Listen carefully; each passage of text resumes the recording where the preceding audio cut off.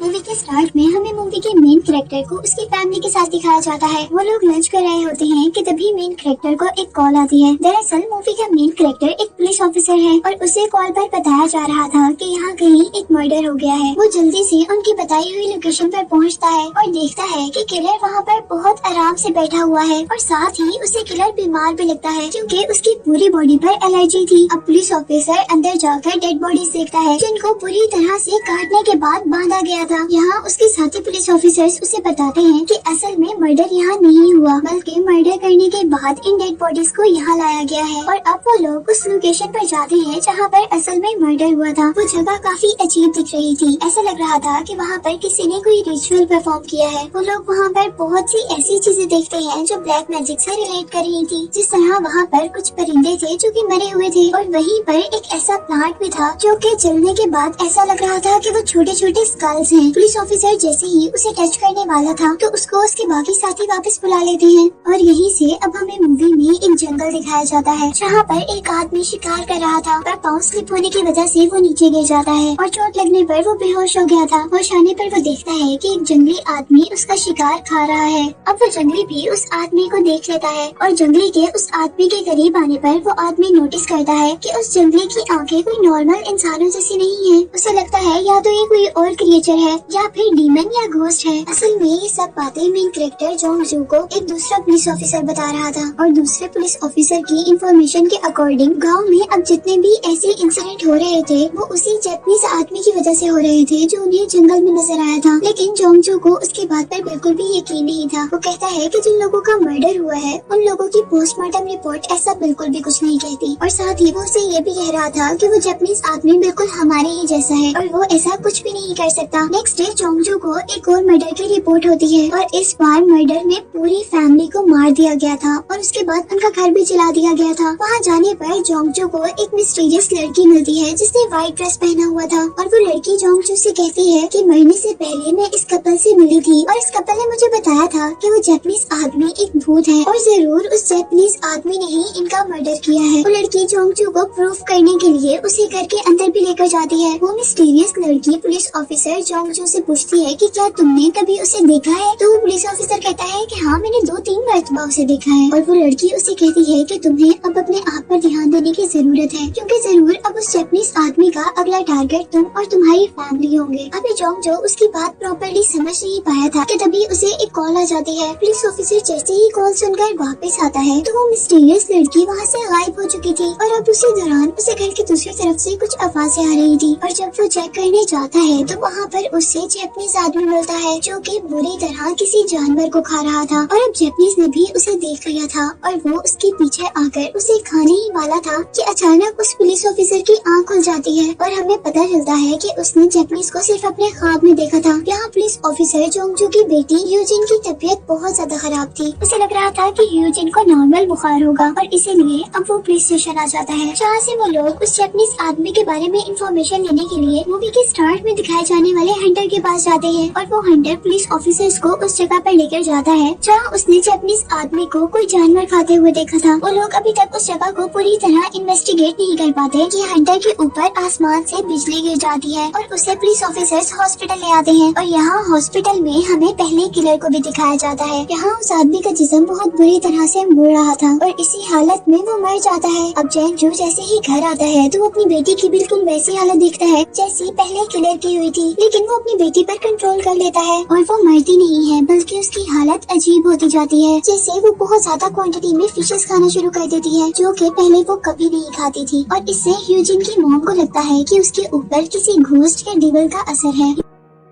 ह्यूजिन की मॉम जोंगजू से कहती है कि हमें इसे किसी अच्छे शेमन को दिखाना चाहिए। शेमन एक ऐसा आदमी होता है जो रिचुअल परफॉर्म करके डीमंस या घोस्ट को दूर करता है, लेकिन जोंगजू को इन सब बातों पर बिल्कुल भी बिलीव नहीं था, इसलिए वो उनकी बातों को इग्नोर करते हुए पुलिस स्टेशन आ जाता है जहाँ उसके साथी पुलिस ऑफिसर उसे एक आदमी से मिलवाते हैं। वो आदमी प्रेस्ट होने के साथ साथ जापानीज लैंग्वेज भी जानता था। पुलिस ऑफिसर्स का कहना था कि हमें इस आदमी की जरूरत पड़ सकती है जब हम उस जापानीज आदमी से मिलने जाएंगे क्योंकि गाँव वालों के अकॉर्डिंग सब कुछ उस जापानीज आदमी की वजह से ही हो रहा था। वो लोग उस प्रीस्ट को लेकर उस मिस्टीरियस जापानीज के घर जाते हैं, जहाँ एक पुलिस ऑफिसर को बहुत सारी ऐसी फोटोज मिलती हैं जो गांव वालों की थी और वो सारे गांव वाले मर चुके थे। यही जैंग जो दूसरे रूम में जाता है और वहाँ जाने पर उसे लगता है कि ये कोई रिचुअल रूम है, जहाँ पर बहुत सी चीजें ब्लैक मैजिक से रिलेटेड थी। और तभी उतने में वहाँ पर जापानीज आदमी आ जाता है, लेकिन वहाँ की सारी कंडीशन को देखकर ये दोनों बहुत ज्यादा डर गए थे और उनको लग रहा था कि जरूर वो कोई घोस्ट है, इसीलिए वो डर कर वहाँ से वापस आ जाते हैं। अब जैंगजू के साथ वाला पुलिसमैन जैंगजू को बताता है कि उस जापानीज आदमी का अगला टारगेट तुम्हारी फैमिली है। जैंगजू से पूछता है कि तुम ऐसा कैसे कह सकते हो, जिस पर वो पुलिस ऑफिसर जैंगजू को एक शूज दिखाता है जो कि उसकी बेटी का था। इसीलिए वो घर जाकर ह्यूजिन से उस जापानीज आदमी के बारे में सवाल करता है और उसका नाम सुनते ही ह्यूजिन बहुत ज्यादा गुस्से में आ गई थी। कुछ देर बाद फिर ह्यूजिन की बॉडी पर वैसी ही एलर्जी देखता है जैसे हमने मूवी के स्टार्ट में किलर की भी बॉडी पर देखी थी। अब जैंगजू जल्दी से प्रीस्ट को लेकर जापानीज आदमी के घर जाता है। वो वहाँ मरे हुए लोगों की फोटोज को देखने आया था, पर वहाँ जाने पर उसे कोई भी फोटोज नहीं मिलती और वो गुस्से में वहाँ की हर चीज तोड़ने लगा था। और ये देखते हुए जापानीज आदमी का डॉग उस पर अटैक कर देता है और वो डॉग को बहुत बुरी तरीके से मारता है। और जैसे ही उसके सामने जापानीज आदमी आता है तो वो उसे धमकी देता है कि अगर 3 दिन तक तुमने ये जगह खाली ना की तो मैं तुम्हें भी बहुत बुरी तरह मारूंगा, जैसे मैंने इस डॉग को मारा है। यही दूसरी तरफ अब ह्यूजिन की हालत बहुत ज्यादा खराब होती जा रही थी और अब जैंगजू अपने घर में एक शैमन को बुलाता है और उस शैमन को जैंगजू के घर पर एक पॉट मिलता है। वो जैंगजू को अकेले में लेकर जाकर कहता है कि तुम्हारी बेटी के साथ जो सब कुछ हो रहा है वो जापानीज की वजह से ही हो रहा है और वो जापानीज आदमी कोई इंसान नहीं है। अगर तुम इन चीजों से बचना चाहते हो तो तुम्हारे पास सिर्फ 2 रास्ते हैं, या तो उस जापानीज आदमी को जान से मार दो या फिर मुझे यहाँ पर एक रिचुअल परफॉर्म करना पड़ेगा। वो कहता है कि अगर ऐसा ना किया गया तो जो कुछ तुम्हारी बेटी के साथ हो रहा है वो पूरे गाँव के साथ होगा। जैंगजू उसकी बात मान जाता है और अब मूवी में हम देखते हैं कि यहाँ पर 2 जगह रिचुअल परफॉर्म हो रहा था। एक वो जो जैंगजू के घर पर शैमन कर रहा था और दूसरा जो जापानीज अपने घर पर कर रहा था। उस शोमैन ने अपना रिचुअल परफॉर्म करने के लिए एक बहुत बड़ी सी डॉल बनाई थी। वो डॉल ह्यूजिन जितनी बड़ी थी। वो अपना रिचुअल परफॉर्म करते करते जैसे ही उस डॉल को मारता है और जहाँ मारता है उसी वक्त और उसी जगह पर ह्यूजिन को भी पेन होता है। दूसरी तरफ उस जापानीज आदमी को भी वहीं पर पेन हो रहा था जहाँ पर ह्यूजिन को पेन हो रहा था। हम देखते हैं कि ह्यूजिन की हालत बहुत ज्यादा खराब हो गई थी और वो किसी न किसी तरह अपने फादर से इस रिचुअल को बंद करने को कहती है और जैंगजू उसे बंद कर अपनी बेटी को हॉस्पिटल ले आता है। और दूसरी तरफ हम जापानीज आदमी को देखते हैं जो कि दर्द से रेंगता हुआ अपने घर से बाहर आ गया था और वहाँ पर वो उसी मिस्टीरियस सफेद कपड़ों वाली लड़की को देखता है, जिसे देखकर वो बहुत ज्यादा डर जाता है। अब यहाँ हम देखते हैं कि वो रिचुअल तो खत्म हो चुका था और शैमन के अकॉर्डिंग यहाँ पर इस चीज को रोकने के सिर्फ 2 ही रास्ते थे और अब उनके पास दूसरा रास्ता ये था कि वो जापानीज आदमी को मार दे। अब जैंगजू प्रीस्ट और दूसरे आदमियों को लेकर जापानीज के घर जाता है। वहाँ उसे जापानीज तो नहीं मिलता, लेकिन घर के पीछे उन्हें ज़ोंबी की तरह का एक आदमी दिखता है जिसे वो मारने लगे थे, लेकिन प्रीस्ट उन्हें रोक लेता है और वो अजीब सी हालत वाला आदमी प्रीस्ट को ही काट लेता है और उसको काटने के बाद वो खुद मर जाता है। यहीं पर अब जैंगजू की नजर जापानीज पर पड़ती है और वो जापानीज को पकड़ने के लिए उसके पीछे भागते हैं, जबकि वो जापानीज आदमी उनसे डर कर कहीं छुप जाता है। और जब जैंगजू और उसके लोगों को काफी ढूंढने तक वो नहीं मिलता तो वो लोग वापस आ जाते हैं। लेकिन अब उस जापानीज आदमी के पीछे वो व्हाइट ड्रेस वाली लड़की पड़ गई थी, जिसे हमने पहले भी देखा था कि जापानीज आदमी उससे बहुत डरता है। और आखिर हम देखते हैं कि वो लड़की जापानीज आदमी को मार देती है और उसकी डेड बॉडी को जैंगजू की कार पर फेंकती है। वो लोग उसकी डेड बॉडी देखकर डर गए थे और वो सब लोग फैसला करते हैं कि वो उस जापानीज की डेड बॉडी को वहाँ से दूर फेंक देंगे। जैंगजू अब अपनी बेटी के पास जाता है जहाँ पर ह्यूजिन बिल्कुल ठीक हो चुकी थी और जैंगजू को लग रहा था कि उस जापानीज के मरने की वजह से सब कुछ ठीक हो गया है। इन हालांकि सब कुछ ठीक नहीं हुआ था, क्योंकि हम देखते हैं कि जख्मी प्रीस्ट को अब बहुत से इल्यूजन्स आ रहे हैं जिसमें जापानीज है और दूसरी तरफ उस शैमन को भी ऐसे ही इल्यूजन आ रहे हैं। तो वो देखता है कि उसके साथ ही पुलिसमैन ने उसके सारे घर वालों को मार दिया है और वो भी मूवी में दिखाए जाने वाले पहले किलर की तरह जमीन पर बैठा हुआ है और उसकी पूरी बॉडी पर एलर्जी है।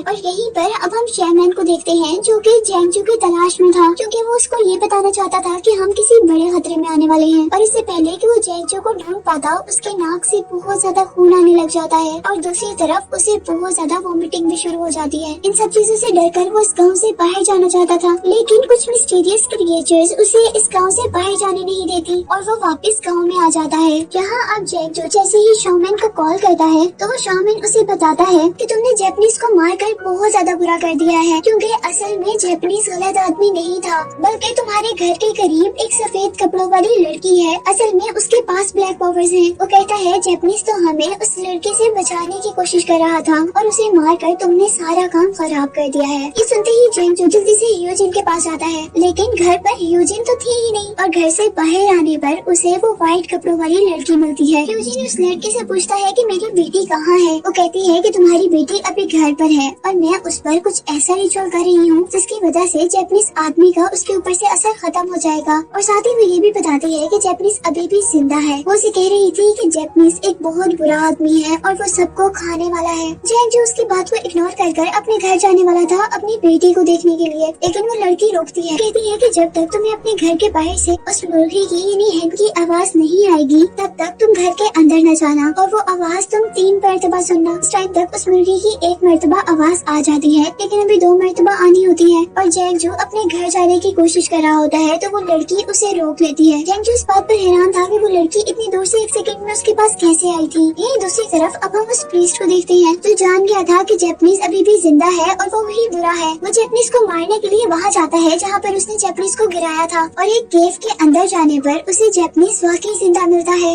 इस केव के अंदर जैपनीज अभी भी कोई रिचुअल परफॉर्म कर रहा था। अब यहीं पर हम ह्यूजिन को देखते हैं जो कि बहुत सारी फिशेस खा चुकी थी और वो अभी भी फिशेस ही खा रही थी। और फिर अचानक वो बहुत ही वियर्ड तरीके से अपनी मॉम को देखती है और फिर उनके पीछे रखी हुई नाइफ को। यहीं उसके घर के बाहर जेंजो को शोमैन की कॉल आती है जो उससे कह रहा था कि तुम सफेद कपड़ों वाली लड़की की बात नहीं मानना, जबकि वो लड़की उसे कह रही थी कि तुम घर के अंदर मत जाना। अब यहाँ पर हम दोबारा जैपनीज आदमी को देखते हैं जिसे प्रिंस पूछ रहा था कि तुम सच सच बता दो कि तुम हो कौन, नहीं तो मैं तुम्हें मार दूंगा। और जैपनीज आदमी कहता है कि मैं कोई भूत नहीं हूँ, मैं तो एक आम इंसान हूँ। वो उसे पूछता है कि क्या भूतों के पाँव इंसानों जैसे होते हैं। वो कहता है कि मेरे हाथ पाँव मेरी स्किन बिल्कुल इंसानों जैसी है, तुम चाहो तो मुझे टच कर सकते हो। और यहाँ अब जैपनीज आदमी अपना कैमरा उठाता है प्रिस्ट की फोटो लेने के लिए, जबकि दूसरी तरफ हमें जेंजो को दिखाया जाता है जो कि उस लड़की के मना करने के बावजूद अपने घर में चला गया था और उसके वहाँ जाने से सबसे गलत काम होता है, यानी उसकी बेटी उसकी फैमिली को मार देती है। और इतना सब हो जाने के बाद भी वो अपनी बेटी को प्यार से अपने पास बुलाता है। और यहीं से सीन कट होकर हमें दोबारा जैपनीज आदमी को दिखाया जाता है जो कि अपनी अब असल शक्ल में था। उसकी स्किन बहुत ज्यादा अजीब दिख रही थी, जबकि उसके सर पर 2 सींग भी थे। उसकी नेल्स, उसकी आंखें सब कुछ अजीब हो गई थी। और इससे हमें पता चला था कि वो व्हाइट कपड़ों वाली ही सही लड़की थी, यानी उसके पास व्हाइट पावर्स थी, जबकि असल में ये जैपनीज आदमी ही डीमन था। और अब यहाँ पर हम चैमन को भी देखते हैं जो कि जेंजो के घर पर आया था, जहाँ वो व्हाइट कपड़ों वाली लड़की ऐसे बैठी थी जैसे वो सब कुछ हार गई है। और दूसरी तरफ ह्यूजिन भी ऐसे बैठी हुई थी जैसे सारे किलर मर्डर करने के बाद बैठ रहे थे। वो उस घर के अंदर जाता है और सारे मरे हुए लोगों की फोटो लेकर बाहर आता है। जैसे ही वो अपनी कार के पास वो फोटोज रख रहा था तो उसके हाथ से एक बॉक्स नीचे गिर जाता है जिसमें सारे मरे हुए लोगों की फोटोज थी। और हमें पता चलता है कि असल में शैमन भी उस जैपनीज आदमी के साथ मिला हुआ था, और जब वो ह्यूजिन पर रिचुअल भी परफॉर्म कर रहा था तब भी वो जैपनीज आदमी के साथ था। और जैपनीज आदमी को उसके रिचुअल की वजह से दर्द नहीं हो रहा था, बल्कि उस व्हाइट कपड़ों वाली लड़की के रिचुअल से पेन हो रहा था। अब यहाँ जो हमने देखा था कि शैमन डरकर इस विलेज से भागने की कोशिश कर रहा है, तो उसे भी जैपनीज आदमी ने रोका था अपनी मैजिकल क्रिएचर से, क्योंकि शैमन उसके लिए काम करता था। और यही उस जैपनीज की जीत के साथ ये मूवी यहीं पर एंड हो जाती है।